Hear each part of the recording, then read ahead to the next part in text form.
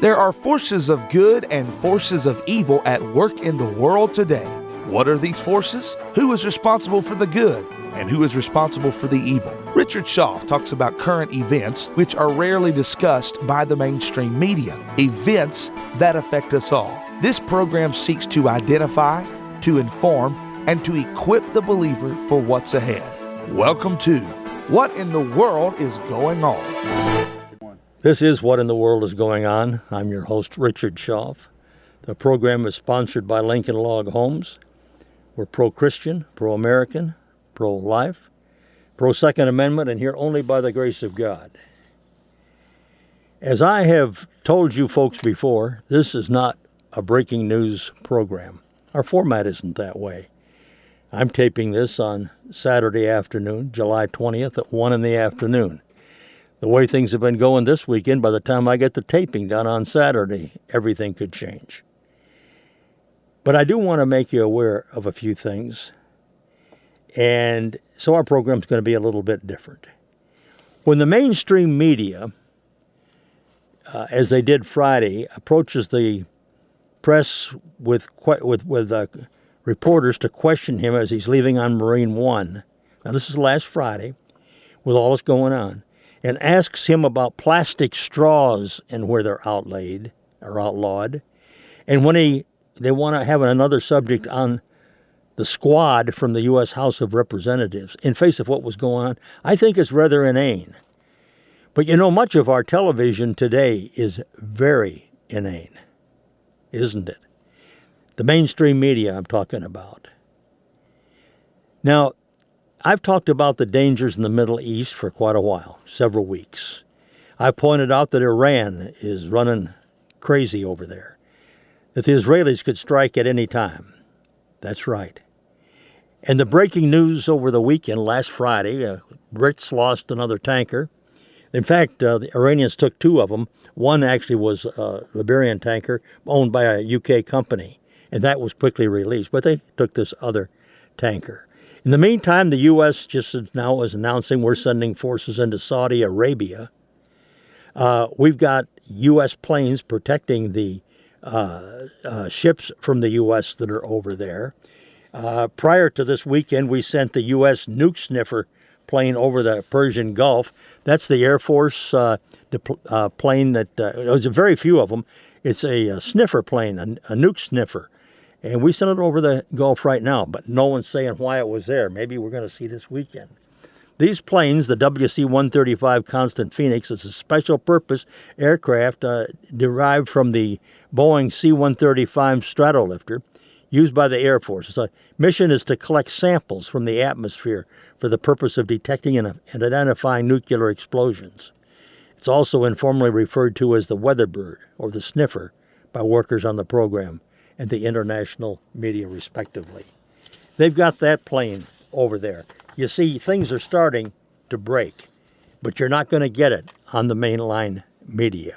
No, not there, not today. Where are you going to get it? Well, I recommend watching Fox News, and I don't like all of Fox News.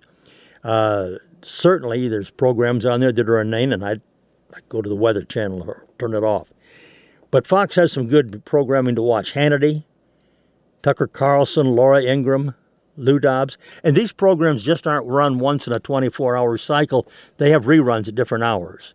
You've got Rush Limbaugh on AM radio, Monday through Friday. Go online and pull up Newsmax, The Drudge Report, Steve Quayle Report, American Thinker, and others. You see, someday you may not have Fox as we know it today. Someday I might not be here to bring you the news. And when I am, it's only a half an hour a week. And it's not breaking news. You need to stay informed. You need to make yourself informed and give yourself sources to go to because you won't get it on the mainline media. The first thing I'm going to talk to you about today is an example of something going on. I didn't even see it on Fox. In fact, I didn't pick it up on Drudge or Newsmax. I got it from my wife. I'll tell you more on that later. But did you know that El Salvador elected a new president back in early February of this year? I didn't see a thing on it. Well, I wouldn't. Except this guy is really different. He's breaking the decades-long control by the two-party system down there. Kind of like to some extent it's being broken here. That's right. Well, Nayib Bukele, his wife, Gabriel, were declared that he was declared the winner in the El Salvador presidential election. She is a psychiatrist. She's also a ballet dancer and often accompanies him in his political activities. The people of El Salvador chose a new politician to lead the country, ending 3 decades of control by the two political parties. The president's only 37, and he boomed through the speakers, speaking after his election, quote, "This day is a historical day. This day El Salvador destroyed bipartisanship," a quote from the new president. The former mayor of San Salvador, he campaigned on a promise to fight corruption, and as an alternative to the country's two main political parties, the right-wing National Republic Alliance, that's ARENA, and the left-wing Marta National Liberation Front, FMLA. Now, those are the two parties. Remember, if it starts with an A, it's right-wing. If it starts with the L, that's the bad boys, the liberal. They were guerrillas at one time. Anyway, his party, the new president, became the ruling party in 2009. That's right. Yep. Bukele became a small-town mayor with the Liberal Party, the FMLN, back in 2012. Then he was victorious in the capital's mayoral election in 2015. Well, he was expelled from the Liberal Party, the FMLN, 2 years later for criticizing the party, and he now heads a small conservative Grand Alliance for Unity Party called GANA. In Spanish, that means win. Polls predicted that he was poised to win the presidential election even before he did, and sure enough, he did. The people want him to provide solutions to the country's long-standing problems with corruption and crime. Since El Salvador's civil war ended in the 90s, the Central American country has been plagued by poverty, scandals, and a lot of violence linked to gangs. Well, that's a major reason that some Salvadorians have headed north to the U.S. The online newspaper El Faro reported that both parties, the FM and the AR, that they've paid off the gangs for their votes in their 2014 presidential election. The strange paths of the president, Bukele, kind of remind us of what's going on up here. Right now he's using the social media to connect with his supporters. Who else is? And that's what's making this guy, one of the things, real interesting for us to look at. Bukele often appears in glossy leather motorcycle jacket and slicked back hair. You see, he's a Yamaha motorcycle distributor, a businessman, and a declared supporter of Salvadoran soccer team. His wife, as I said, is a psychiatrist and a ballerina dancer. Well, he announced that the pair would soon be parents by showing a photo of the ultrasound. Typical family, isn't it? He has stood out for traditional presidential candidates for his reticence to the media. He favors technology and speaking directly to the people rather than through traditional media. As I said, sounds kind of familiar. He's also been a fierce critic of past presidents with campaign slogans such as, quote, "There's enough money when nobody steals," and "Return what was stolen." This referring to the alleged disappearance of funds during the administrations of former President Francisco Flores and Antonio Saca. Flores died in January 16 when he was awaiting trial for diversion of funds donated by Taiwan. In September 2018, Saca was sentenced to 10 years in prison for embezzlement and money and asset laundering. At least they get some people taken care of down there, wasn't it? Well, Bukele had kind of a strange path to the presidency. After he became mayor, the political relationship between him and his party began to deteriorate. Some analysts say the FM considered him too harsh a critic of the then government of Salvador Sanchez Quirón. Bukele took to Facebook Live to announce that he'd start a new political party called New Ideas, but it turned out to be a short-lived venture, struggling to credit the party with the Supreme Electoral Tribunal while presidential elections loomed. Bukele abandoned new ideas and joined an existing party called Democratic Change. Then in July of 18, Democratic Change was shut down along with 3 other parties for failing to acquire a minimum number of votes in the 15 election. Bukele was forced to get yet another political party to back his candidacy. Just 6 months before the election, he finally found GANA, a party that would last all the way to the presidency. Hey, and indeed, it lasted.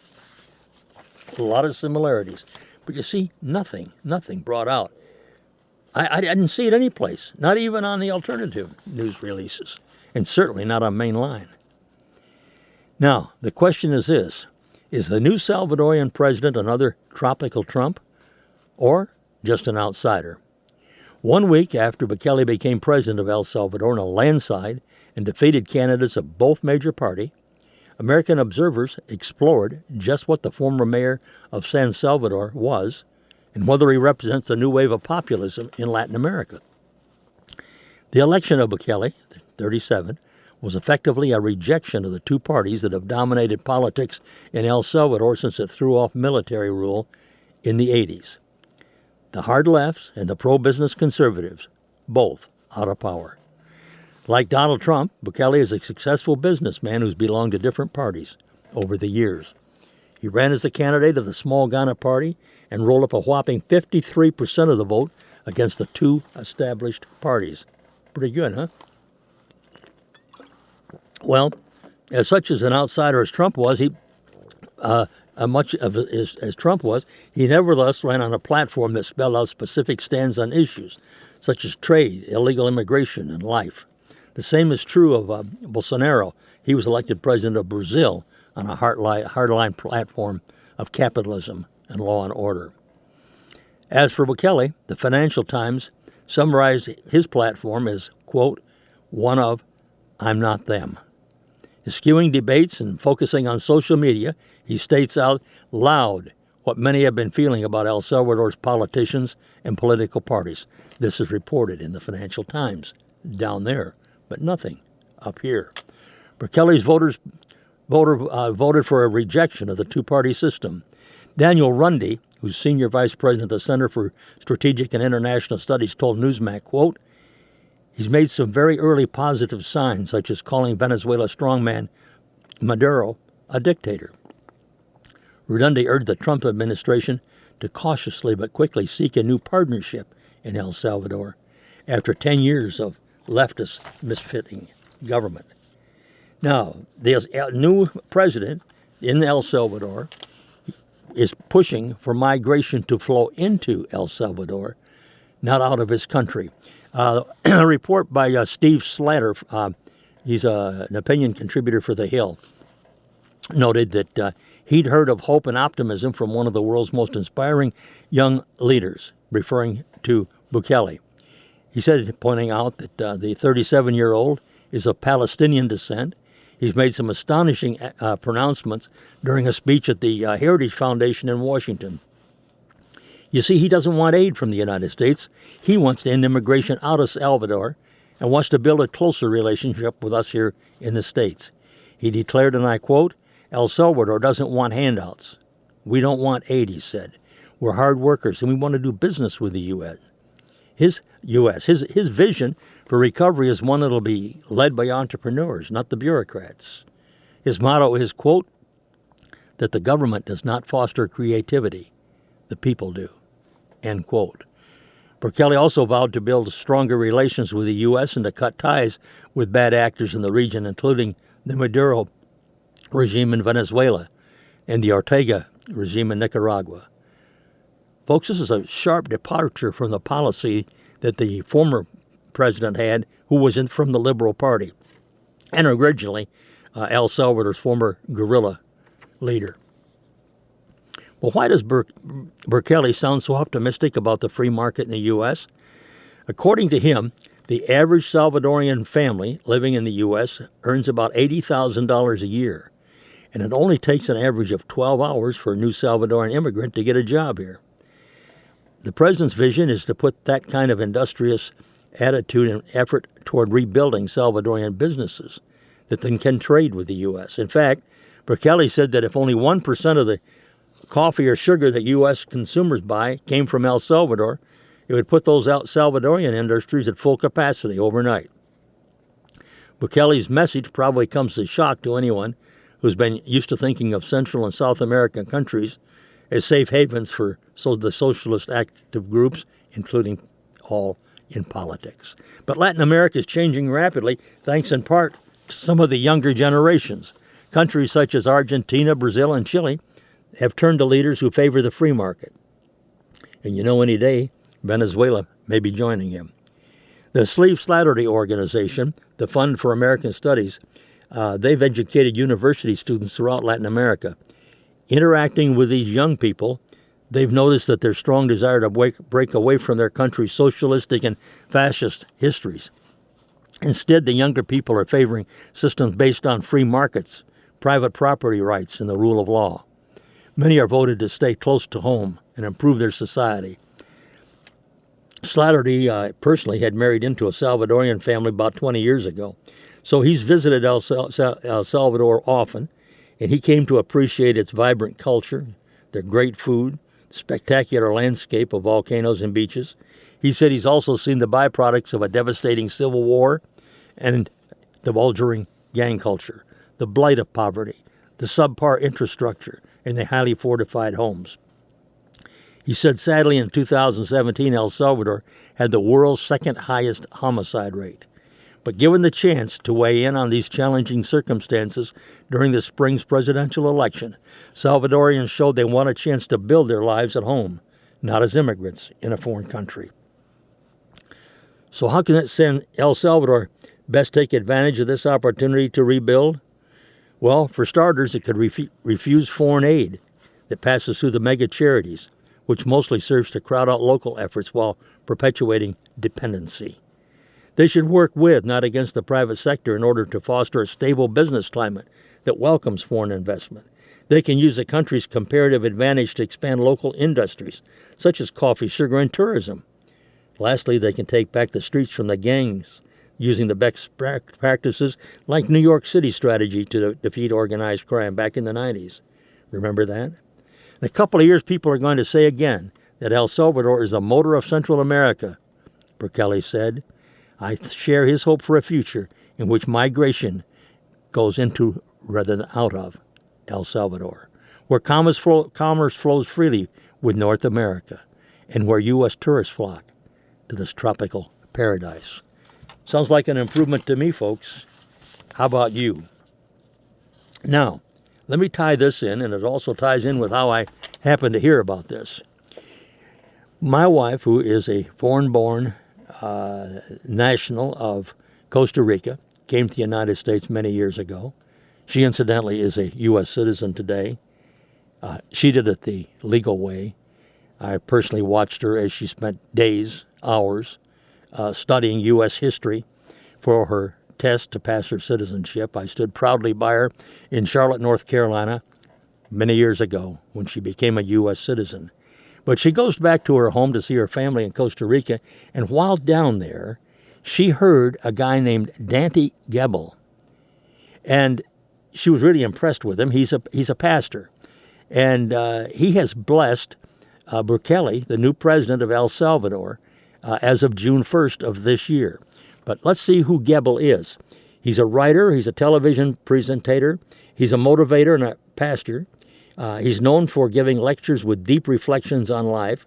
He was presented at the transfer of command event after the first speech by Bukele as president of the Republic of El Salvador. This pastor has 3,300,000 followers on Facebook. He leads a television program on TV down in Central America.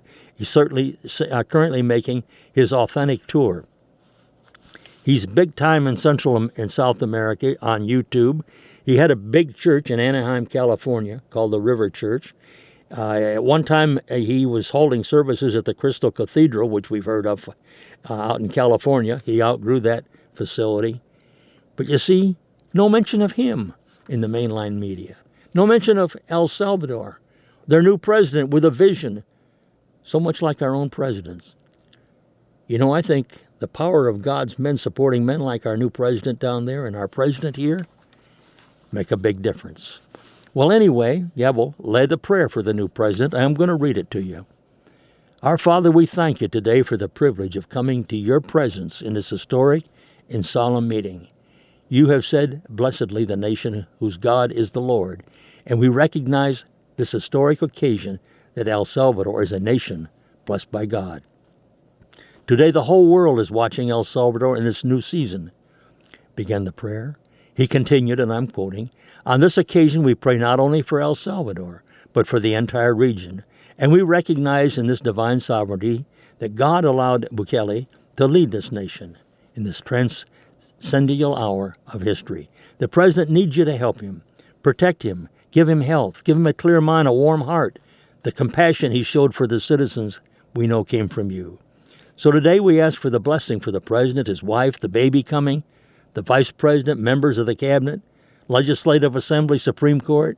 God eternal, we consecrated and blessed our President Bukele to the presidency of El Salvador with the assurance that your work will have your presence. And end quote. You know, when a president has the power of godly men around him, it makes a difference. Because they're not there because they just happen there. They're there because the new presidents want them there. We've seen a similar thing happen in America under our president. That one we know about. They couldn't keep that one completely under the covers. Oh, attack him all the time, we know that. But this president down there in El Salvador, no mention of him that I've seen. If you've seen it, would you share it with me? Well, anyway, now I'm going to get to some of our regular programming that we didn't get to today, not all of it, but wanted to give to you that. To me, it was a blessing and a prime example of the right-wing media being snuffed out, right-wing activities being hidden by our press here in the United States. Recently, the Washington Post showed that Trump's approval hit his first-time high of 47%.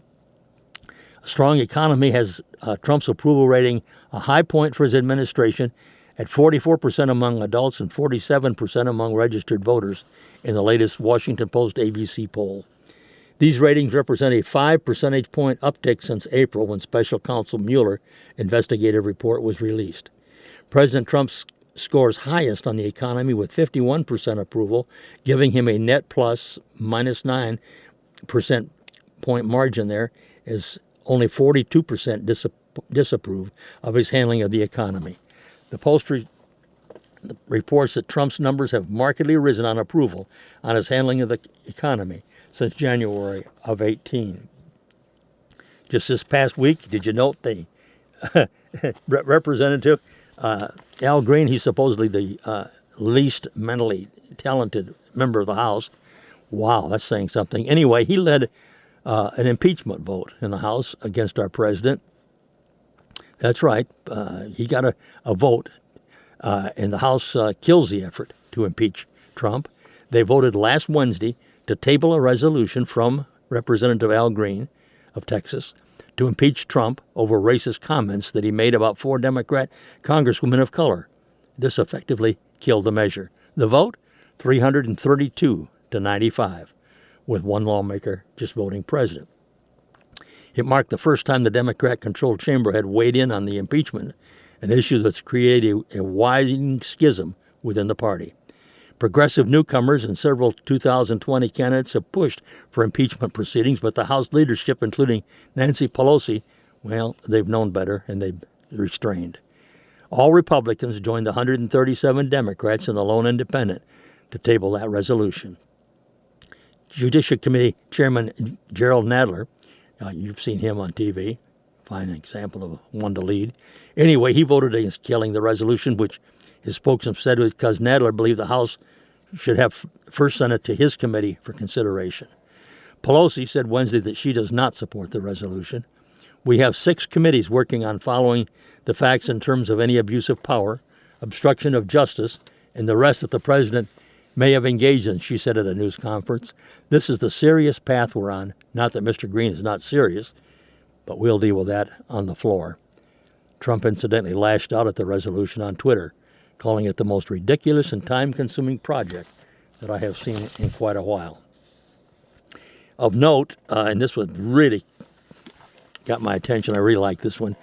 Did you see where Trump forces Pelosi to back that socialist squad while the media screams racism over tweets that don't even mention race at all? Yep, Trump pulled another fast one on him. Huge news generating a ton of headlines, Trump tweeted, and the liberal establishment media and the Democrats lost their collective minds. Big surprise, huh? Like, that hasn't been happening since the first day of the then candidate Trump rode down the golden escalators with his wife Melania and announced his candidacy for president. Ever since then, folks, the liberal press hard at work to destroy him. Well, a week ago, Sunday, part one of Pelosi's Loses Control, which was on the All News Pipeline, detailed the all-out war that's broken out between the socialist squad of 4 newly elected Democrat House members. You know who they are, Ocasio-Cortez and a couple of Muslims, and basically the rest of the Democratic Party. And speaking the House of from the House, Nancy Pelosi and the Congressional Black Caucus, some of whom Ocasio-Cortez aligned groups are targeting for primaries already in the upcoming 2020 elections. Honestly, conservatives were finding the whole cannibalistic nature of the Democrats eating their own, Well, we found it to be popcorn-worthy entertainment. But the downside to the internal war was that normal Americans and moderate Democrat voters that are not politically active online were being given the misleading idea that Pelosi, formerly the most liberal member of the House, when compared to the socialist squad of 4, was actually sounding minimally sane. Trump's tweets are driving them nuts. They're going insane. President Trump, fully aware that socialism does not poll well with the majority of Americans, for the purpose of upping his re-election odds, would much prefer if the face of the Democratic Party be the squad of socialists, rather than the more moderate members, particularly those leading in the Republican-leaning districts, many of whom sided with Pelosi in the inter-party war. So Trump waded in with his infamous guaranteed to unite Democrats behind the socialists. He gave him those tweets. I have a whole list of them here. Don't have time to leave them, but most of you folks have seen them on television. They've got them all boxed into a corner. Even more predictably, Nancy Pelosi was forced to then circle the wagons around the socialist squad of 4 by publicly castigating Trump and standing up for the socialists in question, putting the focus back on them, once again making them the face of the Democrat Party. A couple of tweets from Trump. Not only did he force Nancy Pelosi to stand up for a group of socialists on social media, she then proclaimed she would be passing a meaningless resolution condemning his tweets, while the House Democrats, most of which were at war with the squad of socialists, also condemned his tweets, thereby putting all of them squarely behind the most divisive voices in the party. This of a small group, and they are the face of the Democrat Party. Think about it for a second. House Democrats, even the so-called moderates and Pelosi, all of which are very public, their bitter battle against Ocasio-Cortez and her mercy band of socialists, and now having to publicly stand behind them, perhaps that just days ago they were publicly ripping, shredding Goomba, the puppet images to reporters, claiming the Ocasio-Cortez was a puppet, and running to media outlets to criticize them anonymously, all now have to publicly support the very troublemakers that have made their lives hell, all because the president tweeted something. Anyone that doubts that President Trump set the trap, put the bait in it, then pounced once San Fran Nan and House Democrats were trod in it, hey, all they got to do is look at what he tweeted after they walked right into the trap. A couple of quick tweets from Trump. So sad to see the Democrats sticking up for people who speak so badly of our country and who, in addition, hate Israel with a true and unbridled passion. Whenever confronted, they call their adversaries, including Nancy Pelosi, racist. Yeah, that's disgusting language. Another tweet, and the many terrible things they say about the United States must not be allowed to go unchallenged. If the Democrat Party wants to continue to condone such disgraceful behavior, then we'll look even more forward to seeing you at the ballot box in 2020. They think our president doesn't know what he's doing. He does. He's got them going crazy up in Washington. This despite all of the shunning, all of the good that he's done by our mainline media. Folks, once again in closing, I want to urge you to get informed yourselves. Find sources that you trust that'll give you the real story of what's happening in our country. We've got to be united. We've got to know what we're talking about because, you see, we're going to make the difference in the 2020 election. We're going to be the ones, with the help of God, to preserve our republic. Goodbye until next week.